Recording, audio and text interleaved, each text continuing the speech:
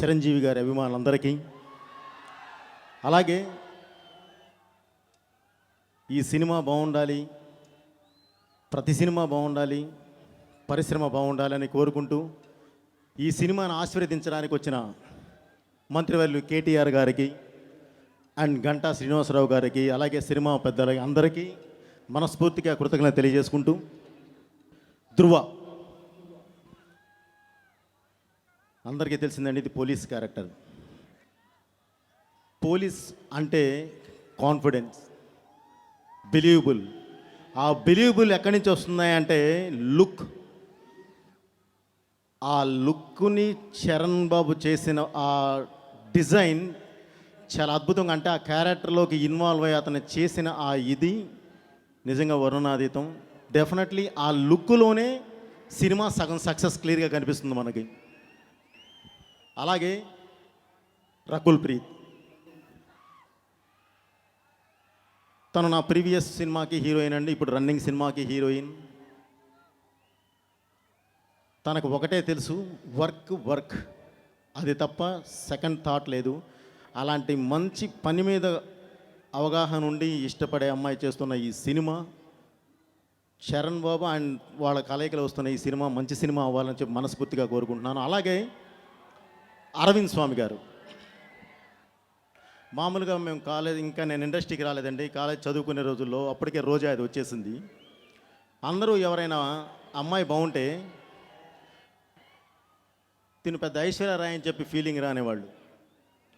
అలాగే ఎవరైనా ఒక అబ్బాయి కొంచెం ఓవర్ చేస్తే నేను పెద్ద అరవింద్ స్వామి అనేవాళ్ళు. సో అది కాంప్లిమెంటు ఇంకోటో తెలియని పరిస్థితి ఉండేదండి.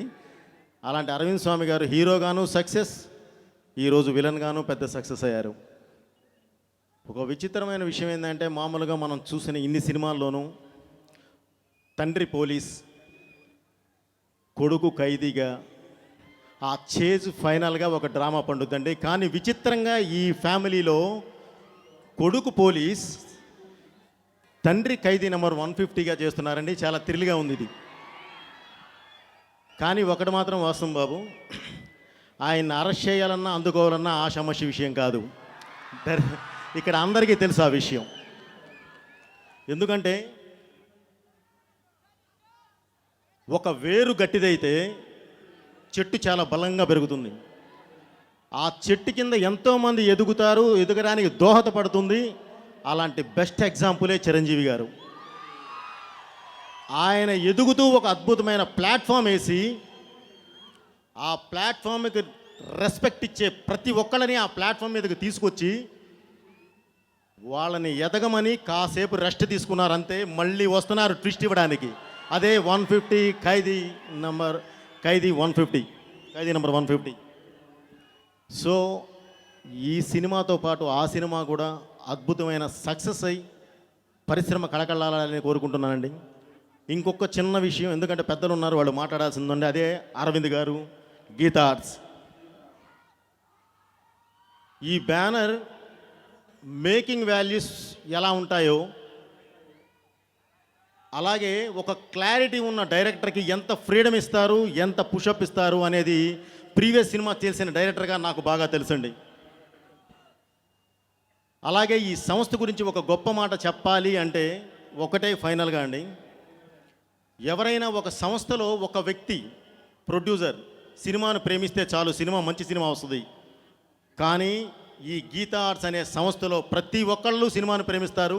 అంటే బాయ్ దగ్గర నుంచి అరవింద్ గారి వరకు ప్రతి ఒక్కళ్ళు సింగిల్ ఫోకస్తో చూస్తారు, ఈ సినిమా హిట్ కావాలి అని. అది చాలు ఈ సినిమాని ఆయన ఎంత అద్భుతంగా చేయించుకొని ఉంటారో. అలాగే చరణ్ బాబు గురించి ఇందాక మాట్లాడుతూ ఉన్నారు వీళ్ళందరూ, నిజమండి. అది ఒక ఏది మొత్తం అతని క్వాలిటీస్ మొత్తం టోటల్గా. అలాగే సినిమాలో కూడా ఎట్టి పరిస్థితుల్లోనూ తను కాంప్రమైజ్ అనే దానికి మీనింగే తెలీదు, అలాంటి వ్యక్తి. అలాగే డైరెక్టర్ సురేందర్ రెడ్డి, ఒక క్లారిటీ, ఒక డైరెక్టర్కి ఉండాల్సిన అద్భుతమైన క్లారిటీ ఉన్న డైరెక్టర్. అలాగే ప్రీవియస్ ఫిల్మ్స్ ఎలా చేశారో మనం చూసాం. సో అలాంటి వ్యక్తి, అలాంటి డైరెక్టర్, ఈ ముగ్గురు కలిగల వస్తున్న ఈ సినిమా మంచి సినిమాగా సూపర్ డూపర్ హిట్ అవ్వాలని చెప్పి మనస్ఫూర్తిగా కోరుకుంటూ సెలవు తీసుకుంటున్నానండి. Thank you. Me Boyapati Srinu.